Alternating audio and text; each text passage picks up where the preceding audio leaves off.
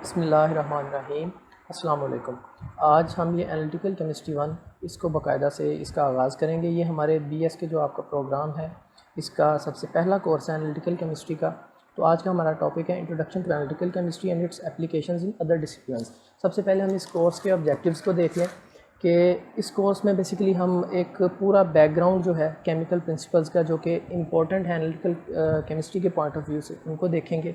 उसके बाद हम जो है एक्यूरेसी और precision of analytical data, qualitative and quantitative analysis, ये क्या होते हैं इन्हें देखेंगे। और इसका जो मेजर पोर्शन है इस कोर्स का, कंपोजिशन इस कोर्स में उसकी वो ये है कि मॉडर्न और क्लासिकल जो टेक्निक्स हैं, एनालिसिस टेक्निक, उसमें सेपरेशन टेक्निक्स भी हैं और स्पेक्ट्रोस्कोपिक टेक्निक्स भी हैं, उनको हम जो है वो उनका प्रिंसिपल, उनका ओवरव्यू लेंगे, उनको देखेंगे। अब हम चलते हैं अपने जो है टॉपिक की तरफ कि व्हाट इज़ एनालिटिकल केमिस्ट्री।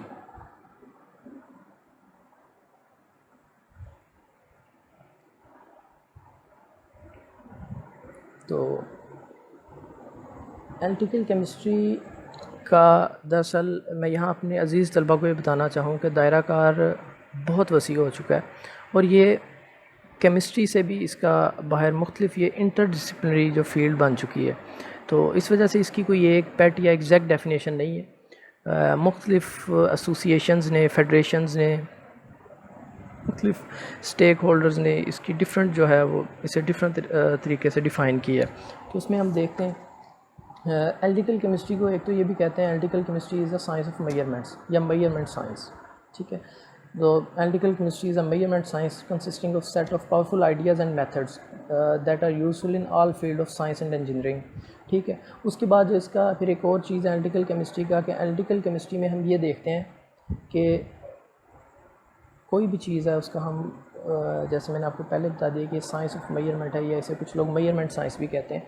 तो ये एनालिटिकल केमिस्ट्री एनालिसिस, इसका मेन जो है एनालिटिकल केमिस्ट्री का वो काम है, जो रोल है वो एनालिसिस है। तो एनालिसिस में हम किसी भी चीज़ के जब एनालिसिस करते हैं तो हम ये दो क्वेश्चंस जो हैं मेन, उन्हें मद्देनज़र रखते हैं। What is and how much. What is का मतलब ये है क्वालिटेटिवली कि उसमें क्या चीज़ मौजूद है, वो उसकी कंपोजिशन क्या है, वो किन किन चीज़ों से मिल के बनी है।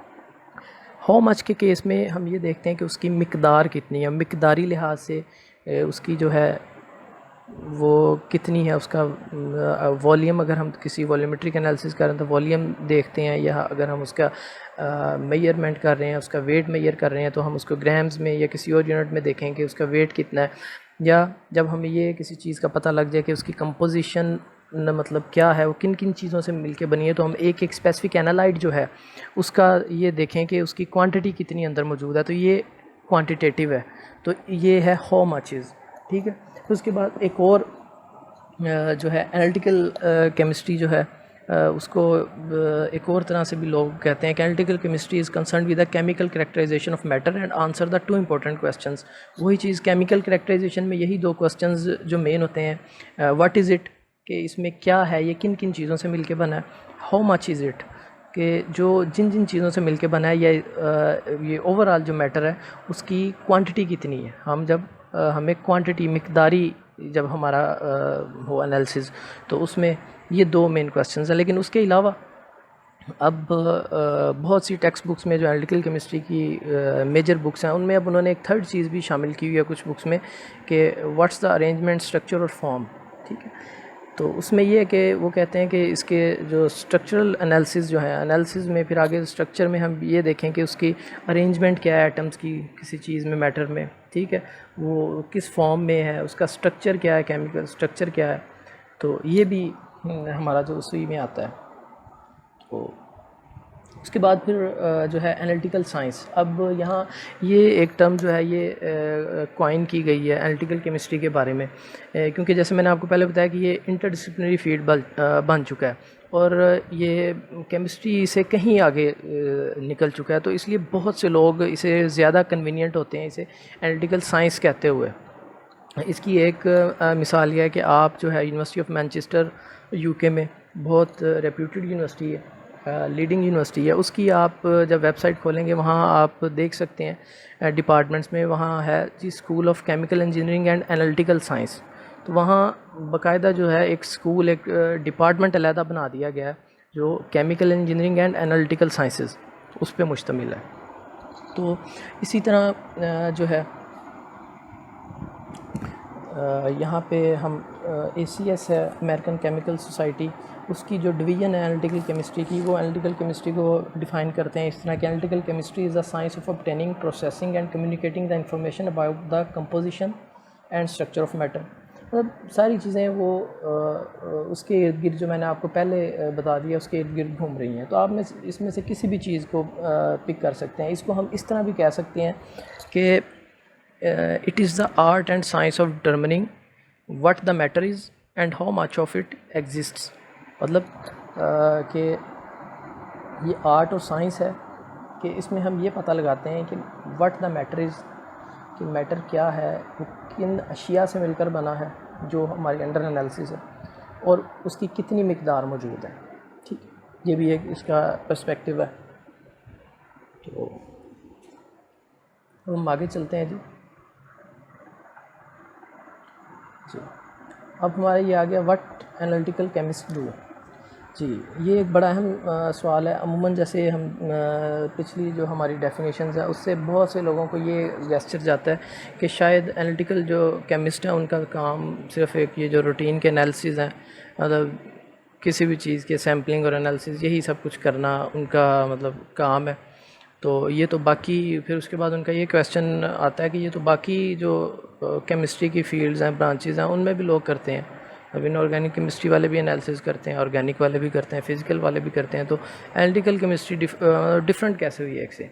अब इसका जो है जवाब वो इस तरह है कि एनालिटिकल जो केमिस्ट्री है, ठीक है, वो उसका काम सिर्फ रूटीन एनालिसिस नहीं है, उसका काम रिसर्च एंड डेवलपमेंट भी है।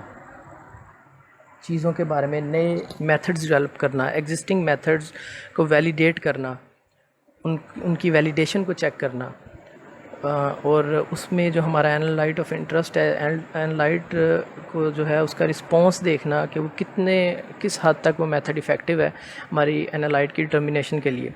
तो ये हम आगे भी इसको डिस्कस करेंगे एक एग्जांपल के साथ। यहाँ आपको बता दूँ कि एनालिटिकल केमिस्ट जो हैं वर्ल्ड वाइड उनकी जॉब्स या उनकी सर्विसेज किस तरह की होती हैं। अब वो इसमें एनालिटिकल केमिस्ट आपने अमूमन देखा होगा कि जहाँ हमारे कुछ चीज़ों की लिमिट्स और मेजरमेंट्स पैमाने सेट होते हैं, उनका ये सबसे मेजर रोल है एनालिटिकल केमिस्ट्री जो केमिस्ट है उनका। मतलब उसमें जो फूड है, वाटर और फार्मास्यूटिकल्स, ये मेन चीज़ें हैं हमारी बुनियादी। इसमें भी सबसे ज़्यादा जो मेन है फूड और ड्रग्स, जो फार्मास्यूटिकल्स और फूड है, इनमें सेफ्टी लिमिट्स जो मुकर्रर की हुई हैं वो बेसिकली एनालिटिकल केमिस्ट ने एक्सपेरिमेंटेशंस के बाद मुख्तलिफ जो एनालाइट्स हैं उनकी जो लिमिट्स मुकर्रर की हुई हैं कि ये किसी चीज़ में इस चीज़ की कंसंट्रेशन इतनी होनी चाहिए। तो ये सारा काम जो है एनालिटिकल केमिस्ट का है कि फॉर एग्जांपल वाटर में ये मिनरल होने चाहिए और इनकी जो अपर लिमिट इतनी होनी चाहिए और लोअर लिमिट इतनी जो होनी चाहिए। और इसी तरह कुछ अगर हमारे कंटामिनेंट्स हैं या ऐसी चीज़ें जो हमें रिक्वायर्ड नहीं है लेकिन अगर वो भी परसिस्ट करती हैं तो उन चीज़ों की जो है मैक्सिमम या अपर लिमिट कितनी होनी चाहिए, मतलब इससे ज़्यादा अगर किसी चीज़ में होगी तो वो हज़ार्डियस होगी। ये सारा काम उसके बाद फिर एनालिटिकल केमिस्ट्री में फोरेंसिक जो है साइंस एजेंसी किसी भी कंट्री की, उसमें एनालिटिकल केमिस्ट होते हैं एनालिसिस के लिए, ट्रेस एनालिसिस के लिए, तो सारा कुछ वही करते हैं। फिर एकेडेमिया तो है ही कि यूनिवर्सिटीज़ कॉलेजेस उसमें जो है केमिस्ट्री को पढ़ाना। फिर गवर्नमेंट बॉडीज़ यही हैं जो गवर्नमेंट के रेगुलेशन अदारे हैं, जैसे फूड एंड ड्रग एडमिनिस्ट्रेशन है, ठीक है, वाटर अथॉरिटी है, उसमें वाटर की जो परमिसिबल उसमें जो मिनरल्स हैं उनकी लिमिट्स वगैरह चेक करना, सॉइल टेस्टिंग है उसमें एनालिटिकल केमिस्ट होते हैं, ठीक है, ड्रग टेस्टिंग लैब्स जो हैं उनमें एनालिटिकल केमिस्ट होते हैं। और इसके अलावा बेसिक लैब रिसर्च किसी भी नौयत की जहाँ एनालिसिस जो है वो उसका पार्ट हो, उसमें एनालिटिकल केमिस्ट जो है अपना वो किरदार अदा करते हैं।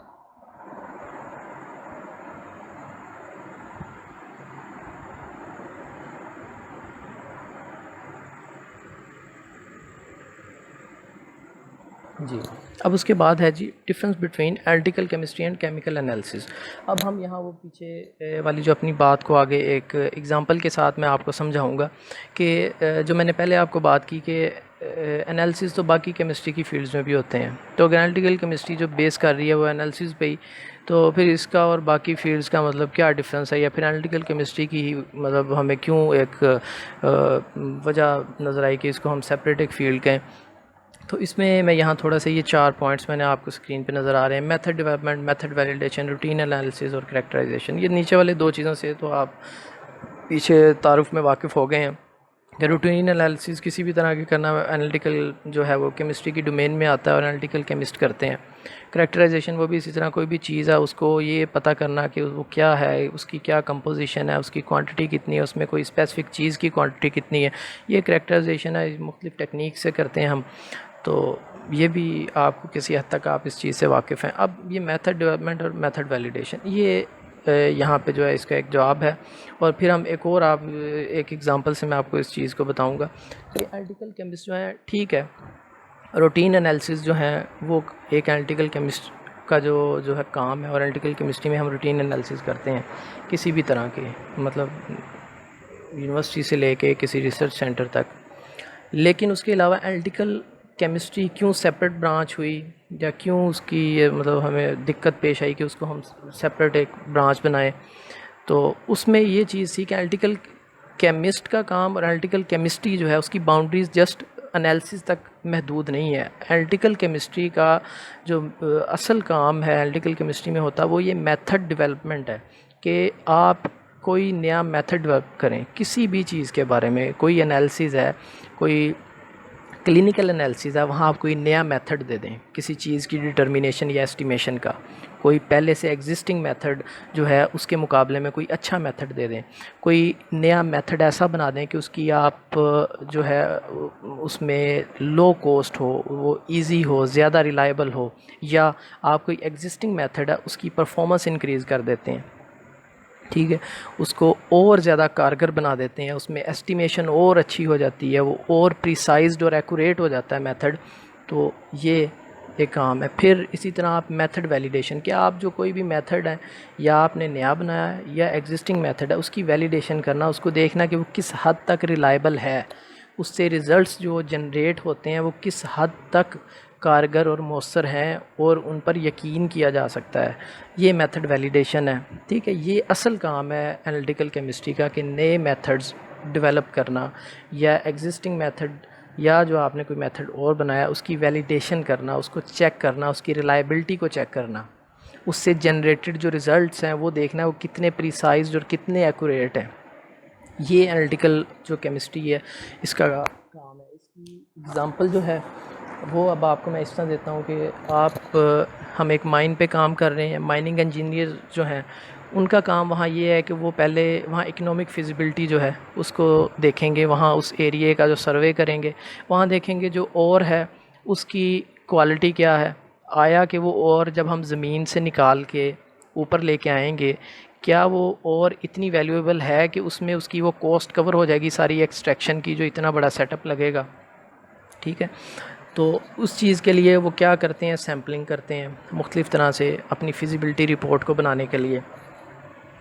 अब यहाँ जो है एनालिटिकल केमिस्ट का काम क्या है कि उस तनाजुर को, उन हालात को जहन में रखते हुए एक मेथड ऐसा डेवलप करना कि जो उस जॉब को फुलफ़िल करे, जो बेहतर तरीके से उन सैम्पल के एनालिसिस करे और फिजिबिलिटी रिपोर्ट बनाने में मदद दे। अब एक मेथड डेवलप करना और फिर उसको वैलिडेट करना उस हालात के मुताबिक, उस मेथड को, कि वो मेथड वहाँ के मुताबिक, उन हालात के मुताबिक रिलायबल हो, ठीक है। तो ये वहाँ एनालिटिकल केमिस्ट का काम होगा, ठीक है। फिर एक दफ़ा वो मेथड एस्टेब्लिश हो गया, डेवलप हो गया, वैलिडेट हो गया, उसकी रिलायबिलिटी का हमें पता है कि उससे हासिल शुदा रिज़ल्ट किस हद तक रिलायबल है, तो फिर जो है वो बाद में कोई भी एक, चाहे टेक्नीशियन भी है, वो उस एनालिटिकल केमिस्ट ने जो एक नया मेथड बना दिया, उसके रूट्स बना दिए हैं, ठीक है, उसकी वैलिडिटी कर दी है, वो सारा कुछ उसका बना दिया है, तो उसको मेथड को देख के, पढ़ के, थोड़ा सा सीख के, तो वो फिर एक रूटीन एनालिसिस का काम चाहे टेक्नीशियन कर ले या केमिस्ट कर ले, ठीक है। तो रूटीन एनालिसिस फिर बाद की बात है, लेकिन अब ये यहाँ फ़र्क है कि डिफरेंस बिटवीन जो केमिकल एनालिसिस है, केमिकल एनालिसिस ऐसे ही है कि एक मेथड या चीज़ इस्टेब्लिश होगी है कि आपने क्लोराइड या आयन को किसी को फॉर एग्जांपल डिटरमिन आप करते हैं, उसमें आप क्लोराइड जो है इसको आप डिटरमिन करने के लिए सिल्वर नाइट्रेट ऐड करते हैं, AgCl बन के वो प्रेसिपिटेट होके जो क्लोराइड अलहदा हो जाता है, वहाँ से हम ग्रेविमेट्रिकली डिटरमिन कर लेते हैं कि क्लोराइड किसी भी चीज़ में उस जो सोल्यूशन में कितना था। ठीक है, तो ये एक केमिकल एनालिसिस है, उसका वो जो है मेथड एक डेवलप हुआ है, तो ये हम कहीं भी जाते हैं कर लेते हैं। अब ये रूटीन का एनालिसिस एक केमिस्ट भी करता है, टेक्नीशियन भी कर सकता है उसे अगर सिखाया जाए, लेकिन असल जो एनालिटिकल केमिस्ट का काम है, जो एनालिटिकल केमिस्ट्री की जो बाउंड्री है वो ये है कि मेथड डेवलपमेंट उन हालात तो वाक़यात में उन्हीं उस जगह के तनाजुर के हिसाब से आप एक मेथड डेवलप करें। ये एनालिटिकल केमिस्ट का काम है, उन चीज़ों को देखते हुए, उन फैक्टर्स को देखते हुए, वहाँ की इन्वायरमेंट को देखते हुए एक मेथड डेवलप करें और फिर उस मेथड को आप वैलिडेट करें। ठीक है, ये मैंने आपको इसकी मिसाल दी। यहाँ अब इस चीज़ में एनालिटिकल केमिस्ट का यहाँ क्या काम था, उसने एक नया मेथड डेवलप किया है और वैलिडेट किया कि जो कि उस ओवर को जो हमने उसकी सैम्पलिंग की है, ठीक है, उसको एनालाइज करने में मदद देगा और उनको इंजीनियर्स को अपनी फिजिबिलिटी रिपोर्ट पेश करने में आसानी पैदा करेगा कि यहाँ हमें माइनिंग करनी चाहिए या नहीं करनी चाहिए। सैम्पल मटेरियल का, किसी भी लार्जर मटेरियल का वो पोर्शन या पार्ट होता है जिसे हम अपने एनालिसिस के लिए उसका जो कुछ पोर्शन है या जो पार्ट है उसे लेते हैं, उसे हम सैम्पल कहते हैं। ठीक है, portion of material which is selected for the analysis from a larger quantity of the material. ठीक है, एनालाइट। उसके बाद एनालाइट वो चीज़ है जिसे हम डिटरमिन करते हैं, the component of sample that is being determined या द कंपोनेंट ऑफ इंटरेस्ट। ठीक है, वो हमारा एनालाइट होता है।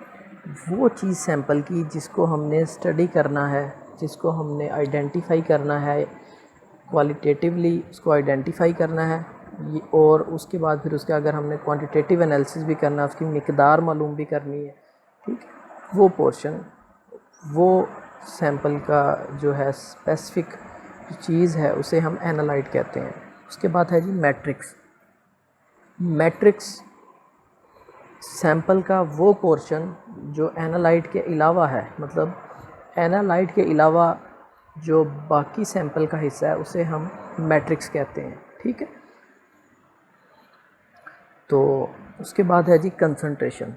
कंसंट्रेशन किसी भी चीज़ की, शय की मिकदार को हम कहते हैं।